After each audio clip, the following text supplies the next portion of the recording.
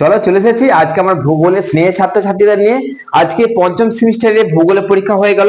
ভূগোলের পরীক্ষা কেমন হয়েছে, কোশ্চেন পত্র কেমন হয়েছে, কতটা কমন এসেছে, কতটা তোমরা লিখে আসতে পেরেছো এবং প্রশ্নমান 2 সমেত আজকে সবকিছু নিয়ে আলোচনা করব।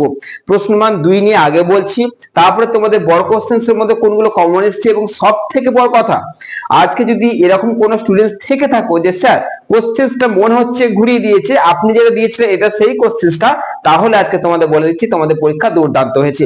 আজকে তোমাদের প্রমাণ সহ বলে দিচ্ছি যে কোন কোন কোশ্চেন গুলো কমন এসেছে এবং সেগুলো আমার লাস্ট মিনিট সাজেশনস থেকে এসে গেছে। লাস্ট মিনিট সাজেশনস থেকেই তোমাদের চলে এসেছে। একটা দুটো ছিল যেটা আমার মেন সাজেশনস থেকে চলে এসেছে, আমি তোমাদের বলেও দিচ্ছিলাম যে এইগুলো তোমরা আগে করছো, তারপরে লাস্ট মিনিটটা করছো, অর্থাৎ লাস্ট মিনিট আগে করার পর তারপরে কিন্তু যে মেন সাজেশনস আছে সেগুলো দেখে নিতে হবে। তাই মানে মেন সাজেশন যদি কেউ দেখে রাখো, মেন সাজেশন যদি সব কটা করে রাখছো, তাহলে তোমাদের কোশ্চেন গুলো কমন এসে গেছে। যে কটা করতে হচ্ছে সে কটাই, অর্থাৎ তোমাদের কিন্তু দেখা গেল খ বিভাগ থেকে দুটো করতে হচ্ছে, গ বিভাগ থেকে দুটো করতে হচ্ছে, দুটো দুটো চারটেই কমন তোমাদের দিয়ে দিচ্ছি।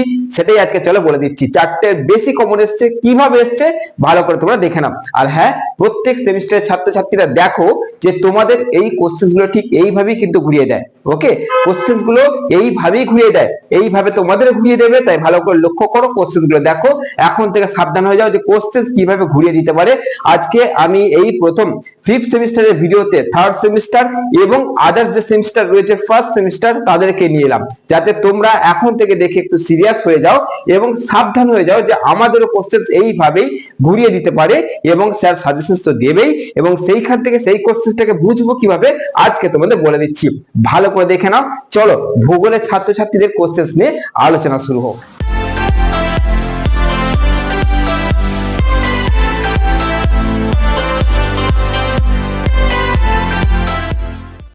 চলো শুরু করার আগে একটা কথা বলে স্টার্ট করব। সবাই দেখছো প্রথম সেমিস্টার, 3rd সেমিস্টার এবং 5th সেমিস্টারের ভূগোলের ছাত্রছাত্রী তোমরা সবাই দেখছো। আজকে তোমাদের কোনো চিন্তা করার কিছু নেই, পরীক্ষা তোমাদের অবশ্যই বেটার হয়েছে, সেটা আজকে বলে দিচ্ছি, ভালো করে দেখে নাও। পরীক্ষা তোমাদের অবশ্যই বেটার হয়েছে এবং সব থেকে বড় কথা হচ্ছে এই সাবজেক্টটা কিন্তু মার্কেটে বই পাওয়া যায় না।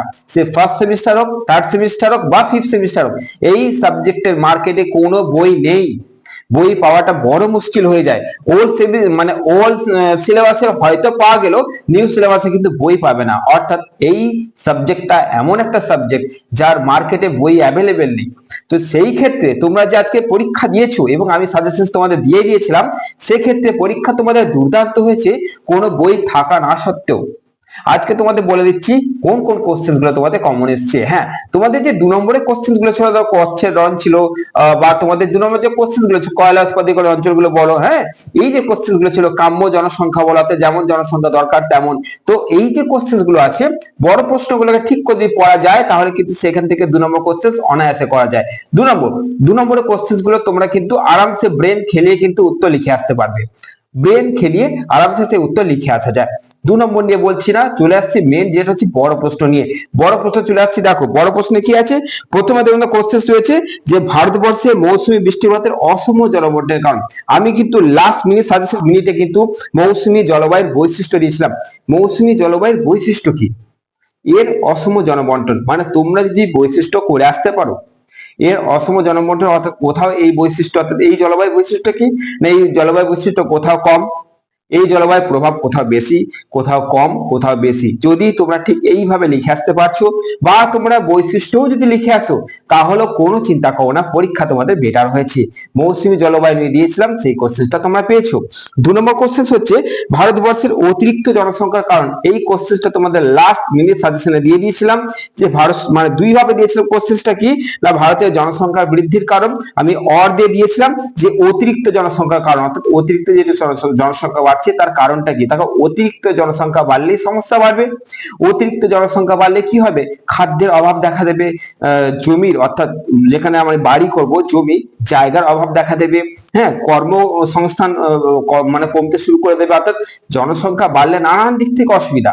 এই সমস্যাগুলো তোমরাও জানো, তাই এই কোশ্চেন অলরেডি কিন্তু দিয়ে দিয়েছি, ঘুরিয়ে দিয়েছি, এটা তোমাদের বুঝতে হবে। এবং আমি জানি তোমরা এই কোশ্চেন এর অ্যান্সার কিন্তু লিখে এসছো।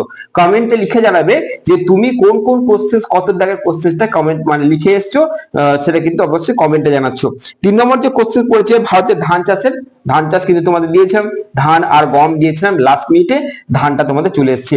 তাহলে তোমাদের ক বিভাগ দিয়ে, খ বিভাগ থেকে কি বলেছিল, একটা সেকশন বি থেকে দুটো করতে হবে, সেগুলো 3টে পেয়ে গেলে, তাহলে দুটো জায়গা 3টে পেয়ে গেলে। এরপরে চলে আসছে নেক্সট সি, অর্থাৎ সেকশন সি এর মধ্যে তোমাদের কটা করতে হবে, যে কোনো দুটি করতে হবে। সেখানে কি কি পেয়েছো আমি বলে দিচ্ছি তোমাদের। দেখো, লৌহ ইস্পাতের একদেশী ভবন মানে হচ্ছে, কোশ্চেন দিয়েছিলাম কিন্তু তোমাদের, যে লৌহ ইস্পাত শিল্পার প্রতিষ্ঠান অনুকূল ভৌগোলিক পরিবেশ, এই কোশ্চেনটাই ওটা। যদি লিখে আসতে পেরেছো ওই কোশ্চেনটা এটা, তুমি কমেন্টে জানাচ্ছ তুমি কি এটা অ্যাটেন্ড করে এসছো। ফার্স্ট সেমিস্টার এবং থার্ড সেমিস্টার যারা আছো তারা দেখবে যে কিভাবে স্যার কমন দিয়েছে। আমার সাজেশন, আমি ওপেন এখানে দেখাতে পারছি না, চেষ্টা করছি দেখানোর, ওই কোশ্চেনটাই কিন্তু ওই কোশ্চেনের মধ্যে এসে, মানে একটা স্ক্রিনের মধ্যে দেখানো যাচ্ছে না তাই দেখাতে পারছি না, কিন্তু যে সাজেশন দিয়েছিলাম একদম আমি যে কটা দিয়েছিলাম সেখান থেকেই তোমাদের চলে এসেছে।